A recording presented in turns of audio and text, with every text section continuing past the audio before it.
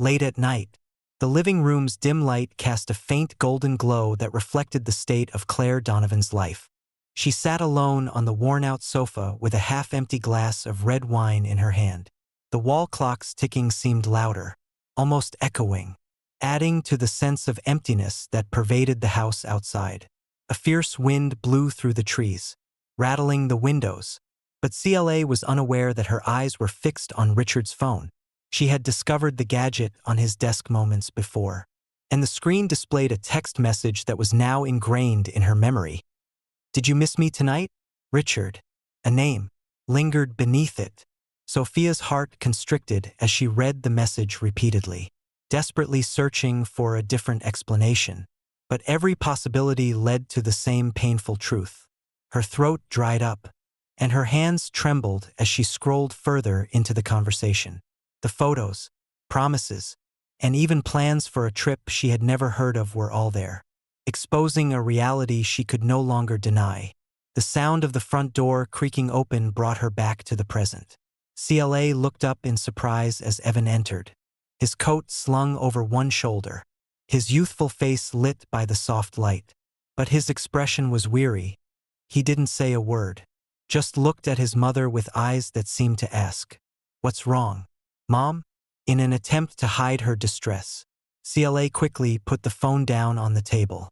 "Evan, you're home late," she murmured in a harsh voice, as if she had just swallowed a knot in her throat.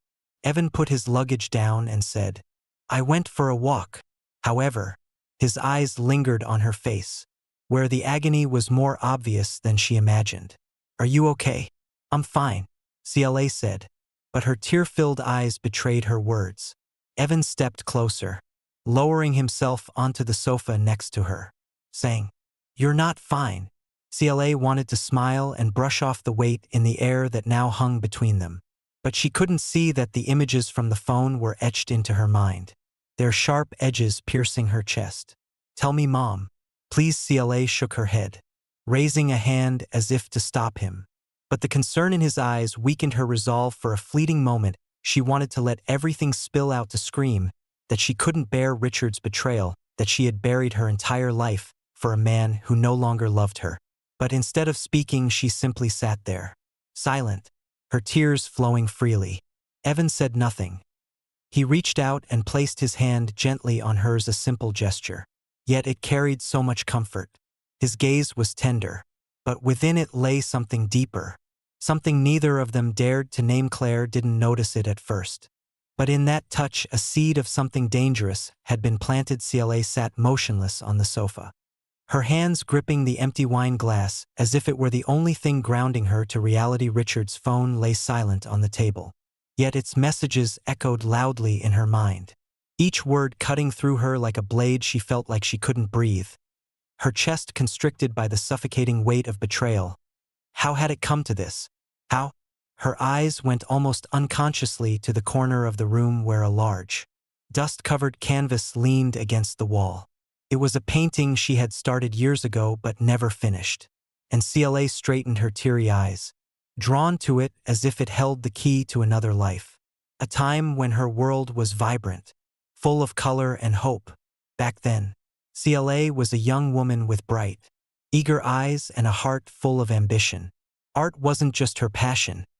It was her language. It was her way of connecting. Could the man she once believed in, the one who made her believe that love was eternal? Every brushstroke she made during those years felt like a piece of her soul coming to life, and every painting was a dream come true. Her art school professors frequently praised her work, calling it extraordinary, and CLA had thought she was meant to be a creative person who lived a life of freedom and limitless imagination. When Richard proposed, she didn't hesitate because she knew that his love would be the spark that ignited her art and pushed her to reach new heights.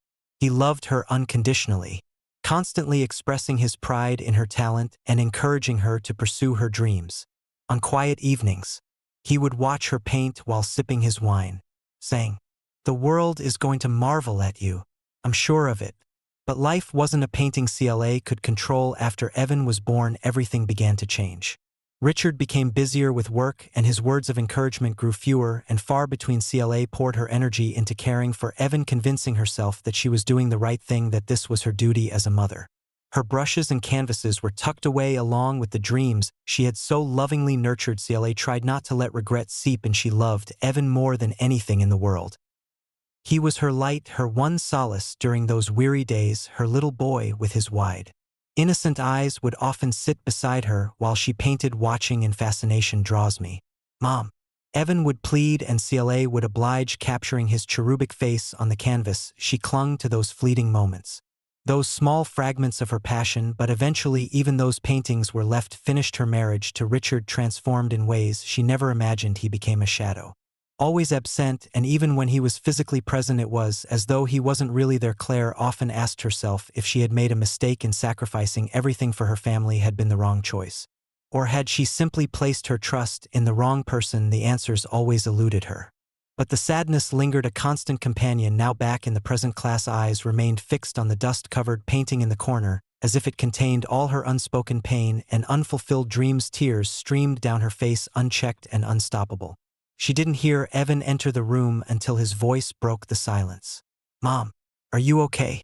CLA turned to face him as he approached, his face etched with concern as he grew closer.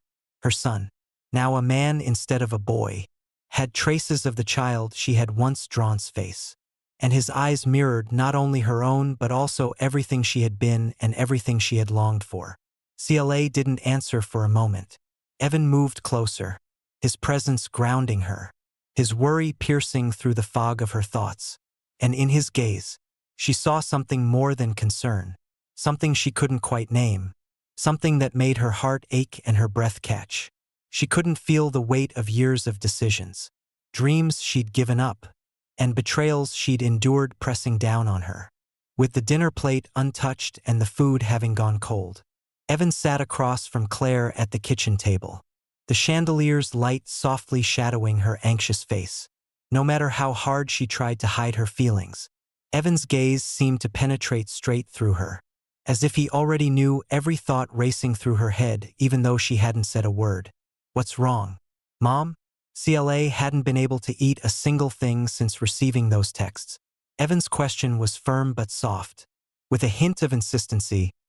"Don't tell me it's nothing. I know you're hiding something. I see it in your eyes." CLA looked up, her eyes watering. She didn't want Evan to know how weak she was, but she knew she couldn't hide it from him indefinitely. "It's nothing, darling," she repeated in a tremulous voice that betrayed her. And Evan put his palms flat on the table while maintaining an unblinking look and an unforgiving patience. "Isn't that about Dad?" Evan continued, his voice quiet but full of meaning. "You think I don't see it? He doesn't care about you, about us. Not like he used to." Claire turned her head away, unable to meet his eyes. But Evan didn't let up. "I've noticed he's different," he said, his hands gripping each other so tightly that her knuckles turned white.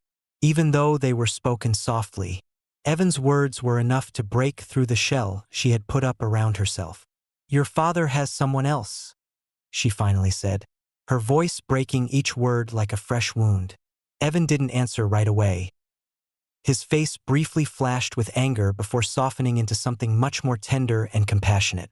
"You don't deserve this, Mom. Dad's wrong. You've given him everything, and he doesn't even see it," he replied, his eyes sparkling with a protective fire and his voice determined. "I don't understand how he could take you for granted." His words were like a balm against her aching heart, soothing the cold emptiness inside her. CLA couldn't remember the last time anyone told her she deserved to be valued and to be loved. Perhaps it had been years ago, before everything with Richard had turned so distant. She looked at Evan, and for a fleeting moment he felt like the only person left in the world, the only one who truly saw her. That night, after Evan had left the table, CLA stayed behind, staring blankly at Richard's phone on the counter. The messages, the pictures, the plans were like shards of glass, remnants of a life she had once believed would remain perfect. As the soft glow of the living room lights dimmed, she heard the faint sound of footsteps approaching. "Mom, you're still awake?" Evan's voice came from the doorway. CLA looked up. Realizing she'd been sitting there for hours lost in her turbulent thoughts, Evan stepped into the room, pulling out a chair beside her. He didn't say anything at first, simply reached out and placed a comforting hand on her shoulder, a gesture simple, yet powerful. "I'm here," he said softly. His eyes filled with a concern that felt almost overwhelming. Cla felt the warmth of his hand. And for the first time in years, she allowed herself to cry in front of someone else. She didn't have to hide anymore, didn't have to put on the brave face she had worn for so long. Evan didn't leave, didn't judge, didn't try to fix anything. He just stayed there for her, one constant in a crumbling world. In the days that followed, Claire and Evan spent more time together than ever before. They talked about everything from trivial things like the latest movies Evan had watched, the deeper wounds Cla had hidden away for so long. With Richard's absence becoming the norm, Evan had unknowingly become her greatest source of comfort, the lifeline she hadn't realized she so desperately needed. One evening, as Cla sat flipping through old sketches she'd made years ago, Evan walked into the room holding 2 steaming mugs of tea. He sat one down in front of her and took a seat nearby. The space between them was filled with silence. But it wasn't awkward. It was a silence heavy with understanding and unspoken words. "You told me once that painting helps you find yourself," Evan said quietly, breaking the stillness. "Have you ever thought about going back to it?" Looked at him, her eyes reflecting the years of regret and sorrow she had tried so hard to bury. "I think I've forgotten how," she admitted, her voice barely more than a whisper, a confession laced with both vulnerability and resignation. Evan reached out and gently touched her hand. In that moment, something unspoken passed between them. It wasn't just the bond of a mother and her son. It was something deeper, something neither of them could name, something that blurred the lines they'd never thought would be crossed. That touch lingered just a little too long. Cla felt the warmth of his skin, a sensation that both comforted and unnerved her. She pulled her hand away quickly, her heart racing. But Evan's gaze remained steady, as though he understood everything she was struggling to hide that night. As Cla slipped into her room, she felt the weight of something undeniable pressing against her. The boundaries between them had begun to shift, and she wasn't sure if she had the strength to keep them intact. That night, the rain poured relentlessly, each heavy drop pounding against the windows as if trying to tear through the silence that enveloped the house. Cla sat alone in the living room, the dim yellow glow of the lamp casting a faint, weak circle of light around her. The half-empty glass of wine in her hand trembled slightly. But the emptiness within her was far from being quenched. Restlessness had gripped her all day, ever since Evan's gaze brushed over her that morning, a gaze so gentle yet filled with something she dared not name. She couldn't stop thinking about everything: Richard's messages, Evan's words of comfort, and that fleeting touch from the night before that had lingered far too long. Part of her wanted to flee from it all, to escape the tangled web of emotions closing in on her, yet another part of her clung to it, unwilling to let go. The sound of rain outside couldn't drown out the deafening rhythm of her racing heartbeat. A knock on the door cut through her spiraling thoughts. Cla flinched, rising from the sofa to glance toward the entrance. It was Sophia. She entered with her typical friendliness, her hair still wet from the rain. Cla tried to disguise the conflict brewing inside her with a forced grin. But Sophia, who is always observant, soon saw that something was amiss. "Cla, are you okay?" Sophia said. "I've been worried about you." In a tone that was both concerned and firm, Claire asked her to sit, but Sophia's intense gaze remained fixed on her face. A few seconds later, the tension between them broke out as Sophia spoke again, getting right to the point. "You're hiding something from me, aren't you?" "I don't know where to begin," Sophia said, her voice shaking as she acknowledged. "I can see it all over you." Cla felt like she was standing in front of a mirror, with every secret she's tried so hard to hide reflected back at her. Sophia's eyes never left the room. "This is about Richard, right? You know he's not telling the truth, don't you?" The question came like a sharp, relentless blade, and Cla felt the air leave the room. Her chest tightened painfully, and she nodded, tears streaming down her cheeks. "I know," she whispered, "but that's not the worst of it." Sophia froze in shock, her face flickering. "What is Claire?" She opened her mouth to answer, but at that exact moment the sound of footsteps echoed from the hallway. Both women turned to see Evan standing there, his face shadowed under the dim light. His eyes swept over Sophia briefly before settling on Cla. Something flickered in his gaze, a spark Cla couldn't name, but it left her breathless. "Mom, I need to talk to you," Evan said. His voice was calm but weighted with unspoken tension. Sophia glanced between the two of them. Her confusion and curiosity evidently Evan is not now. CLA said quickly, panic rising in her chest as she felt control slipping away. But Evan didn't move his eyes. Locked firmly on hers, Sophia stood. Her expression clouded with suspicion.